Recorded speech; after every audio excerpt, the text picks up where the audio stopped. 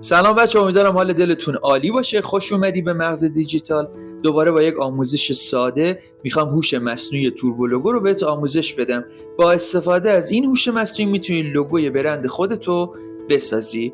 ابتدا وارد سایت turbologo.com شو. این آدرس رو براتون زدم. روی اون گزینه 3 خط کلیک کن، ساین اپ رو بزن. حالا بیا اینجا ساین اپ ویت گوگل رو حتما بزن. خب حالا وارد جیمیلاتون شدین. یکی از این جیمیلات رو انتخاب کن، گزینه کانتینیو رو بزن. خب وارد برنامه شیم. این قسمت پایین یه گزینه داره Create a Logo، اونو کلیک کن.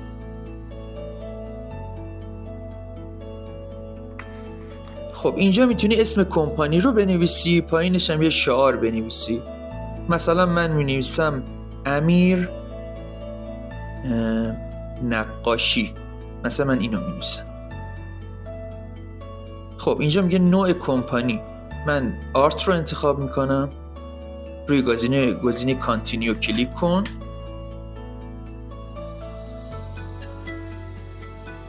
اینجا میتونی نوع لوگویی رو که میخوای انتخاب کنی. به ما مثلا من اینو انتخاب میکنم، اینو یکی رو انتخاب میکنم. اینجا میتونی یک رنگ یا چند رنگ رو انتخاب کنی، مثلا آبی و مشکی رو انتخاب کنی. خب تو این قسمت میتونی نوع آیکون رو انتخاب کنی. برای مثال من این آیکون رو انتخاب میکنم. خب بچه ها، لوگوی ما ساخته شد. بعد از ساخت لوگو میتونی روی گزینه این گوشی، روی گزینه دانلود بزنی، دانلودش کنی و ازش استفاده کنی. به همین راحتی و ساده‌ای شما لوگوی خودتو ساختی.